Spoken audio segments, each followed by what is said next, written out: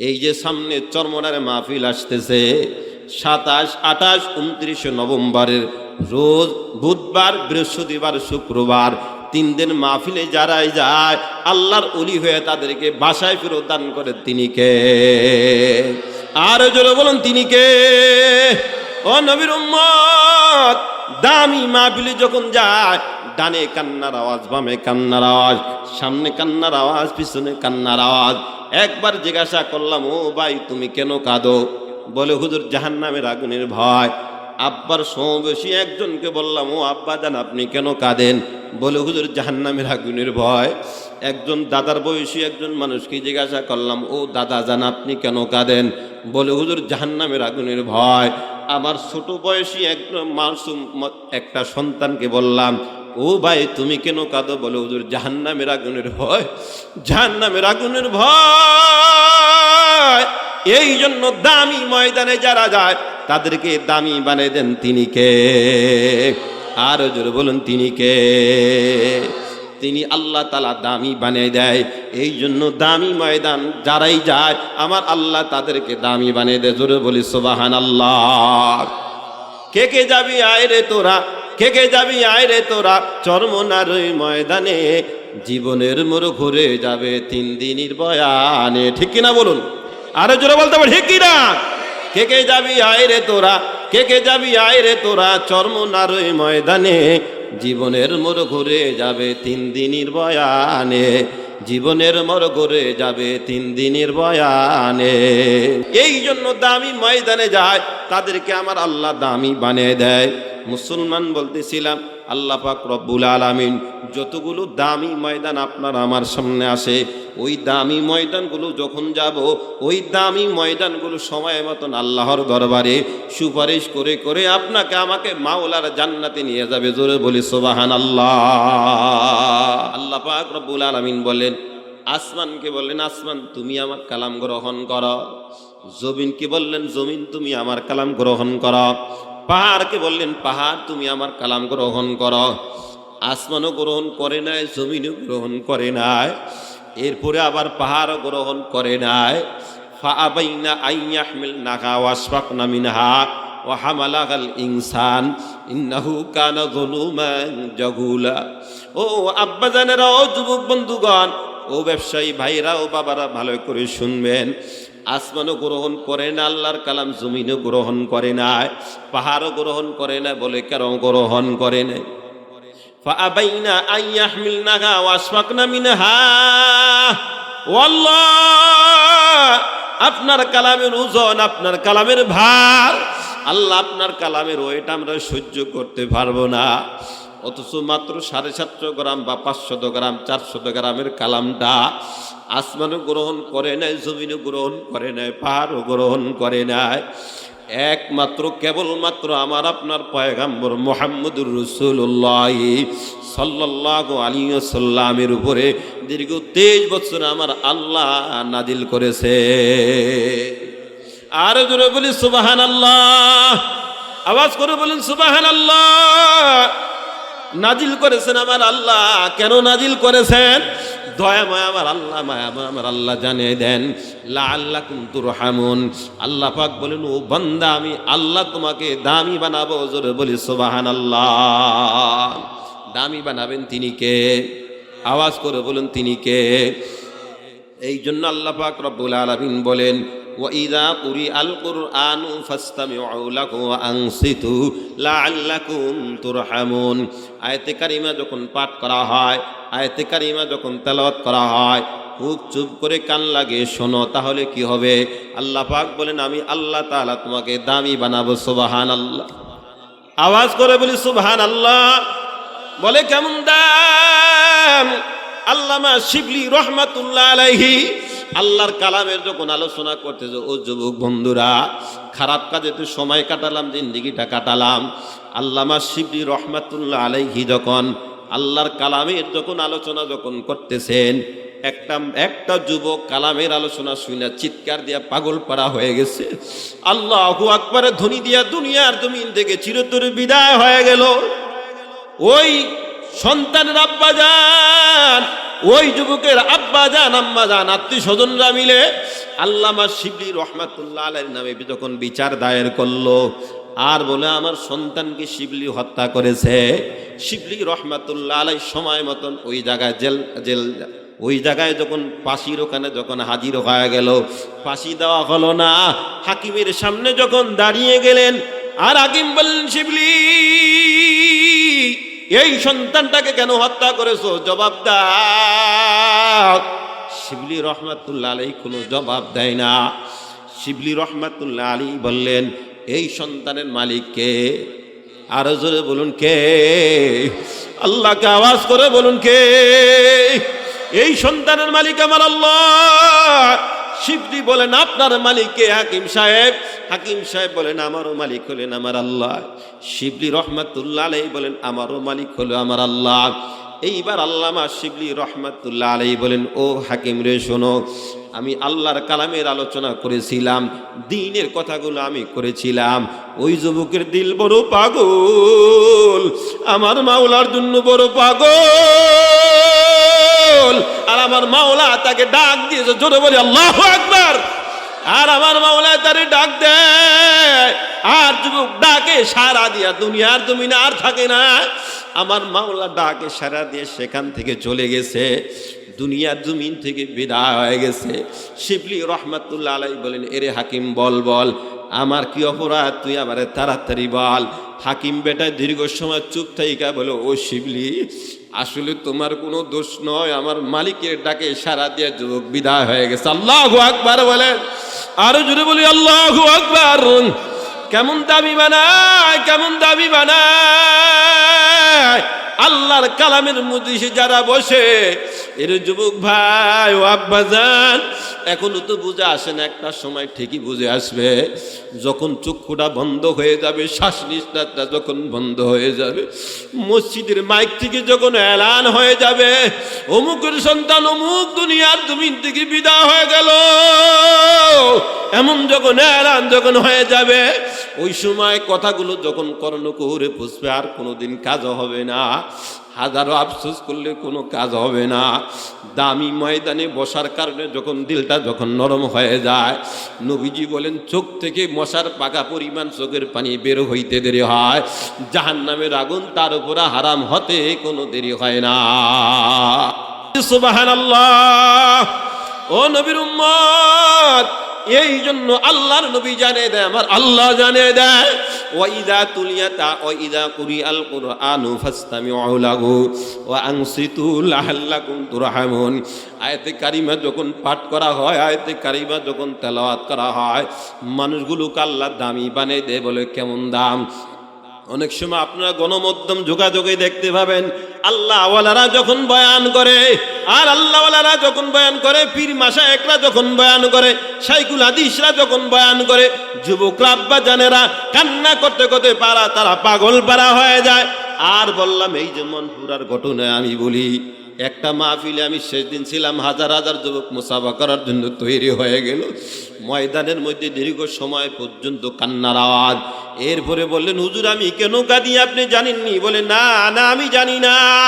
যুবক বলে, হুজুর এতদিন পর্যন্ত আমার মাওলা আমারে জোহরও ডাকছে, আমার মাওলা আমারে পায় নাই, আমার মাওলা আমার আসরও ডাকছে, আমারে মাওলায় পায় নাই, আমার মাওলা আমারে মাগরিবে ডাকছে, মাওলা আমারে কোনোদিন মসজিদে পায় নাই, মাওলা আমারে এশারে ডাকছে, এশাতেও পায় নাই, আসরও ডাকছে পায় নাই, এরপরে ফজরও ডাকছে পায় নাই। এখন আমি মাওলারে নামাজের মধ্যে যত ডাকি, আমার মাওলারে আমি কোনোদিন পাই না। এই জন্য আমি যুবক বড় পাগল, এই জন্য জাহান্নামের আগুনের ভয়, পরকালের ভয়, আমার দিলটা নরম হয়ে গেল। আমার জন্য দোয়া চাই, সবার জন্য দোয়া চাই। এরপরে যুবকের বললাম, ভাই শান্ত হও, দয়াময় আমার আল্লাহ, মায়াময় আমার আল্লাহ তোমারে কোরআনুল কারিমের মাহফিলে বসছো, আল্লাহ তাআলা তোমাকে দামি বানাইছে, দুনিয়াতে আখিরাতে দামি অবশ্যই আমার আল্লাহ তোমারে বানাবেন। ওয়াদাটা কার? আরো জোরে বলুন, কার ওয়াদা? এই জন্য আমার আল্লাহ জানিয়ে দেয়, মানুষগুলোকে আমি আল্লাহ দামি বানাই। জোরে বলি আল্লাহু আকবার। আরো জোরে বলি আল্লাহু আকবার। ও নবীর উম্মত, কেমন দামি বানায়? মদিনার মধ্যে মক্কার মধ্যে এলান হয়ে গেল আব্দুল্লাহর বেটা মুহাম্মদ, তার কথা যারা শুনে তারা আমাদের ধর্মে থাকে না, তারা পাগল হয়ে যায়। নাউজুবিল্লাহ, নাউজুবিল্লাহ বলবেন না? আরে জোরে চিৎকার করে বলে নাউজুবিল্লাহ।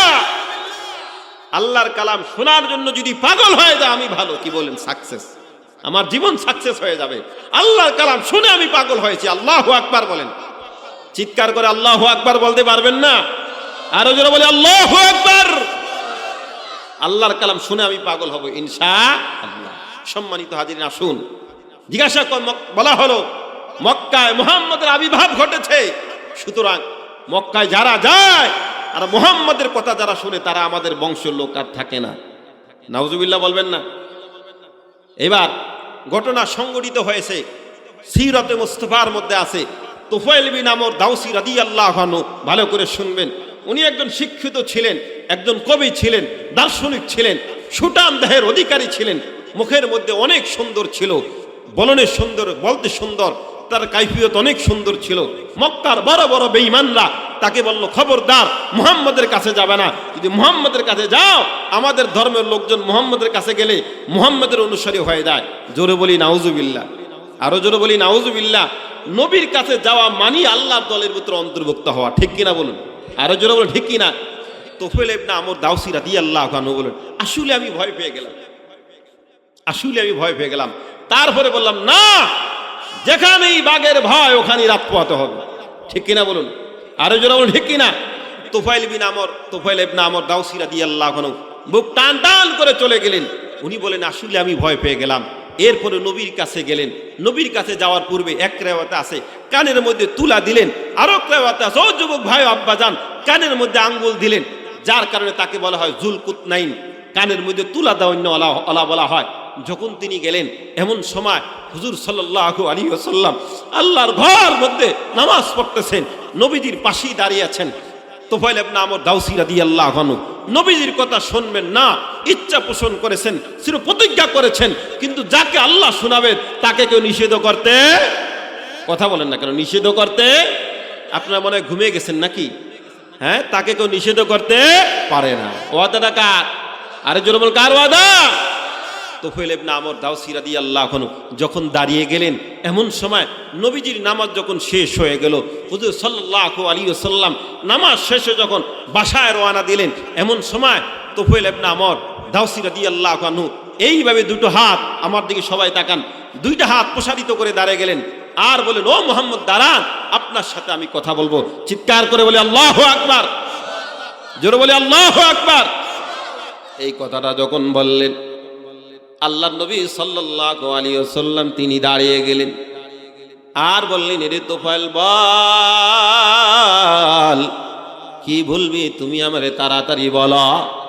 তুফাইল ইবনে আমর দাউসী রাদিয়াল্লাহু আনহু বলেন, ও পয়গম্বর, আমার কওমের লোকজন আমারে এই পরিমাণ ভয় দেখালো, এই পরিমাণ ভয় দেখালো, আমি আসলে বড় ভয় পেয়ে গেলাম, যার কারণে আমি কানের মধ্যে তুলা দিলাম, এমনকি আমি কানের মধ্যে আঙ্গুল পর্যন্ত দিয়ে দিলাম। তুফাইল ইবনে আমর বলেন, ও পয়গম্বর, ও আব্দুল্লাহর বেটা মুহাম্মদ, আপনি কি পরে মানুষকে ধোঁকা দেন? আপনি মেহেরবানি করে আমার একটু শুনান। জোরে বলি নাউজুবিল্লাহ।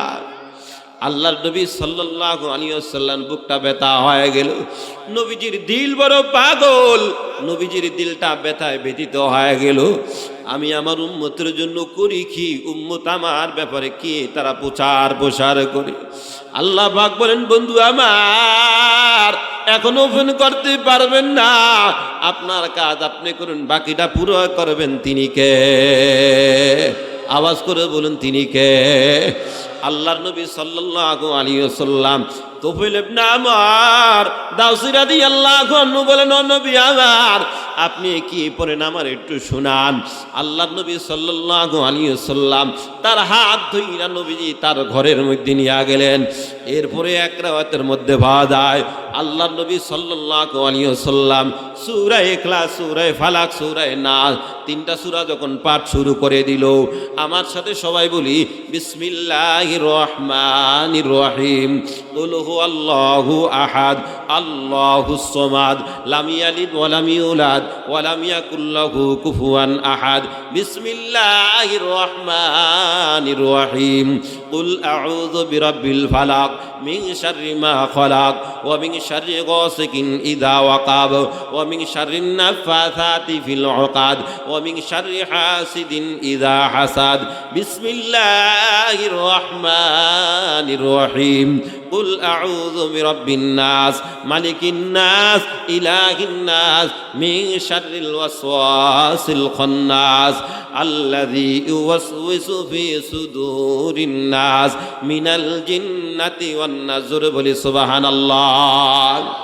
এই পর্যন্ত যখন নবী আমার পাঠ করে যখন শোনায় তুফাইল ইবনে আমর দাউসী রাদিয়াল্লাহু আনহু দিলটা বড় পাগল পাড়া হয়ে গেল। আল্লাহু আকবার বলেন, চিৎকার করে বলি আল্লাহু আকবার।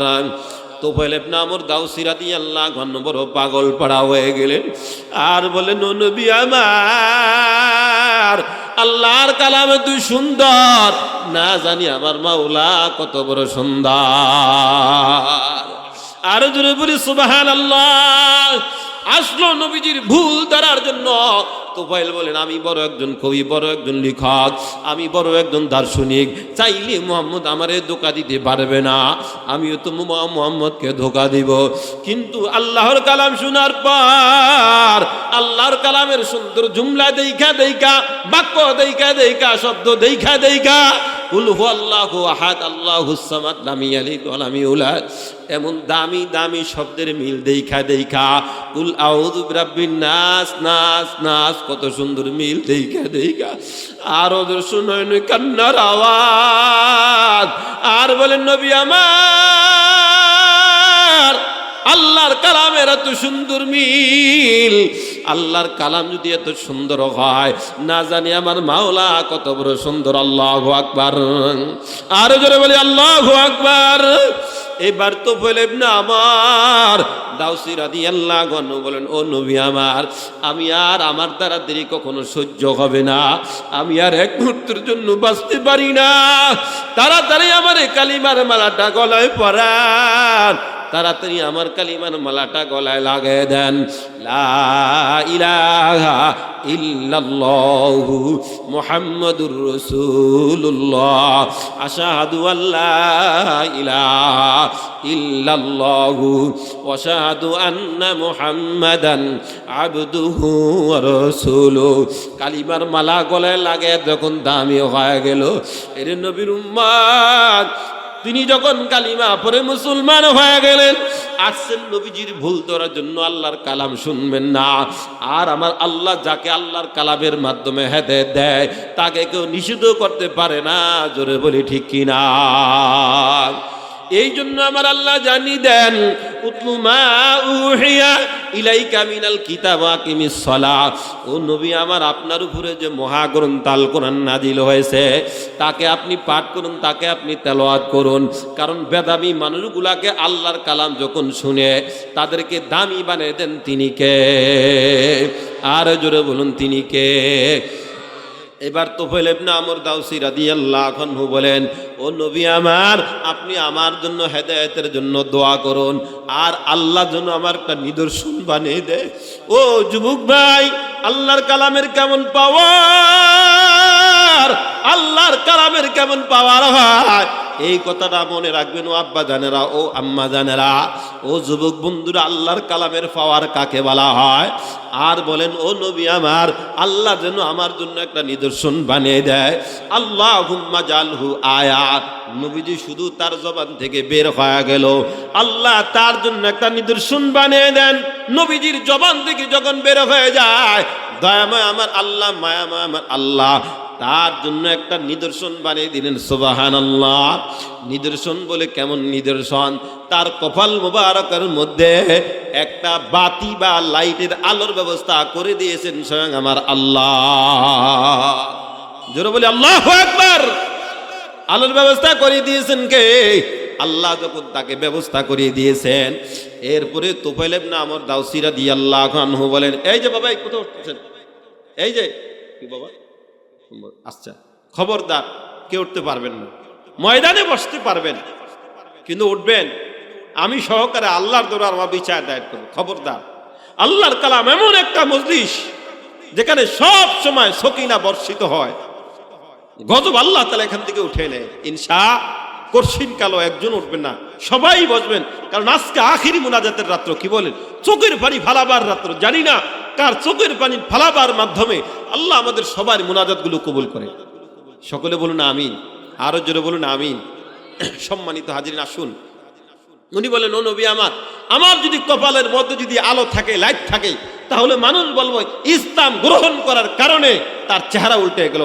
না, আমার কপাল মুবারক কপালের মধ্যে রাখার দরকার নাই, পুরো অঙ্গ শরীরের মধ্যে আল্লাহ যেন স্থানান্তর করে দেয়। নবী আবার যখন দোয়া করলেন, পুরো শরীরের মধ্যে আল্লাহ তাআলা স্থানান্তর করে দিলেন। আরো জোরে বলি সুবহানাল্লাহ। এবার তো বলে ইবনে আমর দাওসী রাদিয়াল্লাহু আনহু বলেন, ও নবী আমার জন্য দোয়া করুন, আমি আমার কওমের লোকজনের কাছে যাই।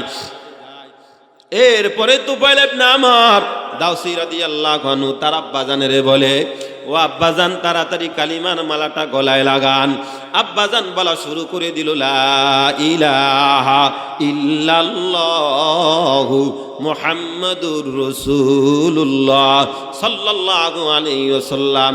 এরপরে তার স্ত্রীর কাছে যখন চলে গেল, আর বলেন, স্ত্রী আমার তাড়াতাড়ি কালিমার মালাটা গলায় লাগাও। স্ত্রী বলা শুরু করে দিল, লা ইলাহা ইল্লাল্লাহু মুহাম্মাদুর রাসূলুল্লাহ সাল্লাল্লাহু আলাইহি ওয়াসাল্লাম।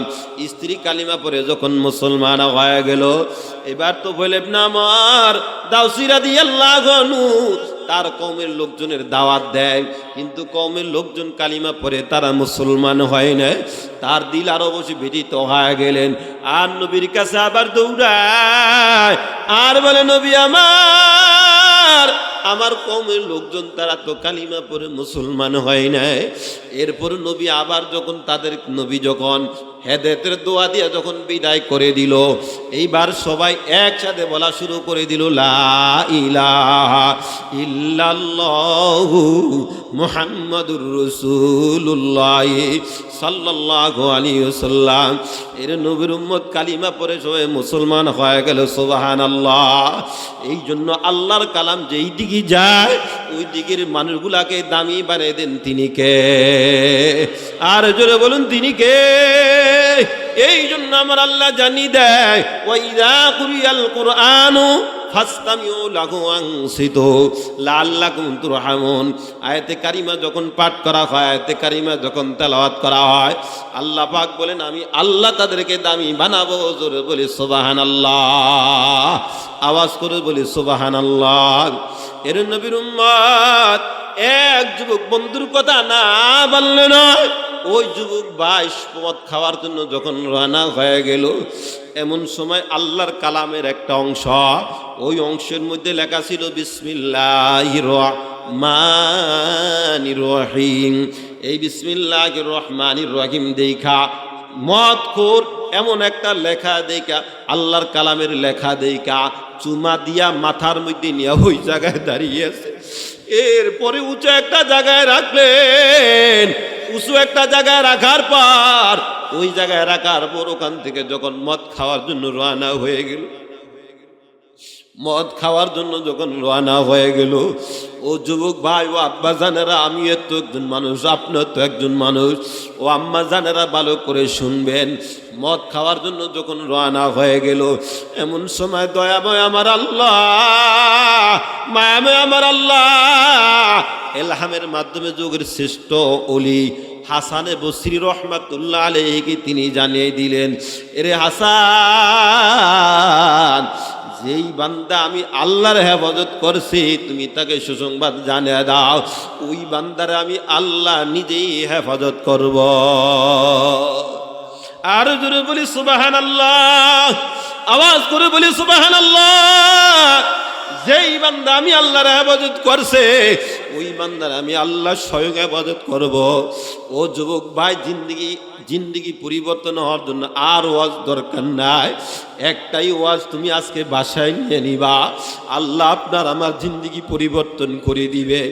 এমন সময় যুগের শ্রেষ্ঠ ওলি হাসানে বসরি রহমাতুল্লাহ আলাইহি ওই যে শরাব খানায় যখন হাজির হয়ে গেল, যেই ঘরের মধ্যে শরাব পান করে, মদ পান করে, ওই বাড়ির সামনে যখন গেলেন সবাই হুজুরের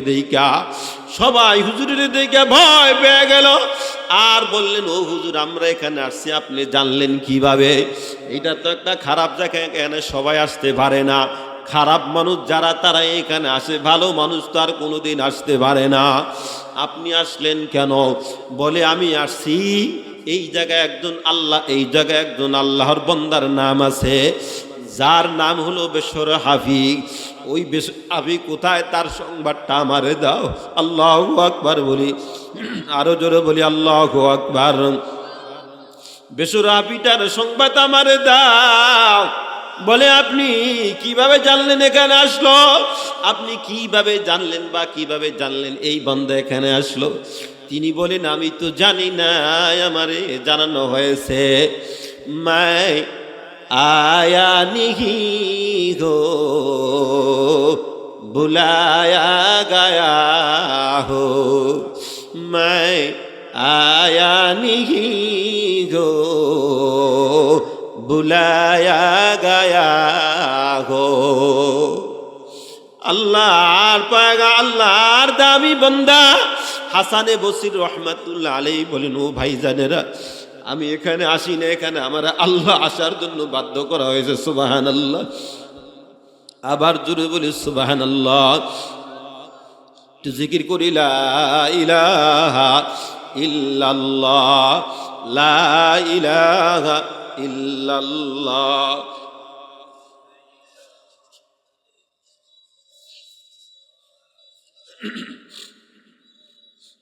লা ইলাহা ইল্লাল্লাহ, লা ইলাহা ইল্লাল্লাহ, জোরে লা ইলাহা ইল্লাল্লাহ,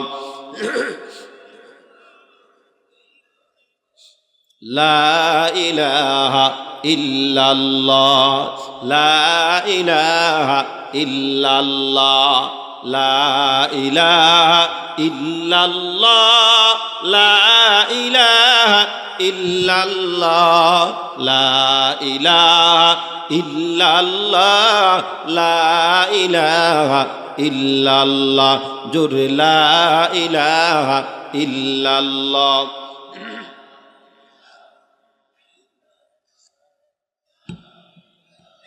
ইল্লাল্লাহ, লা ইলাহা ইল্লাল্লাহু মুহাম্মাদুর রাসূলুল্লাহ সাল্লাল্লাহু আলাইহি ওয়াসাল্লাম। আমি মাহফিলে কখনো চা খাই না, আপনারা মেহেরবানি করে একটু বিষয়টা মাইন্ড করবেন। একান্ত না পারলে আমি একটু খাই। আবার মনে করেন না, হুজুর আমাকে জিকিরে লাগিয়ে দিয়ে উনি চা খাচ্ছে, এই বিষয়টা আপনারা। আবার অনেকে বলে, আমি চা খাই না, আমি তো কফি খাই। আমি এগুলির পক্ষে নয়, কিন্তু আমি চা খাই না, কফি খাই না। যখন দেখি পারতেছি না, তখন একটু খাই। মনে কিছু নিবেন না, কি বলেন? কেননা আল্লাহর কালাম এমন একটা জিনিস, এখানে হাসি তামাশা করার জায়গা আছে বলেন? আরে কথা বলেন, জায়গা আছে? হ্যাঁ, কেন হাসি তামাশা করার জায়গা না। এখানে হলো মানুষ দিল থেকে যখন কথাগুলো শুনবে, আল্লাহর সাথে বান্দার সম্পর্ক হয়ে যাবে। জোর বলি আল্লাহু আকবার, আরো জোর আল্লাহু আকবার। এই যে আমরা জিকির করলাম, মজা লাগে না খারাপ লাগে? আরে কথা বলেন, মজা লাগে না খারাপ লাগে? যার দিলে জিকির আছে তার দিল জিন্দা, যার দিলে জিকির নাই তার দিল মুর্দা। আলী রাদিয়াল্লাহু আনহু বলেন, ইয়া রাসূলুল্লাহ, হে হাবিবাল্লাহ, 2 লক্ষ কাফেরের সামনে আপনি আমাকে ছেড়ে দেন, সমস্ত কাফেরগুলো আমি কচুর মতন কাটবো ইনশাআল্লাহ। আরে কথা বলেন না কেন? জোরে বলেন ইনশাআল্লাহ। জিজ্ঞাসা করা হইল, কিভাবে?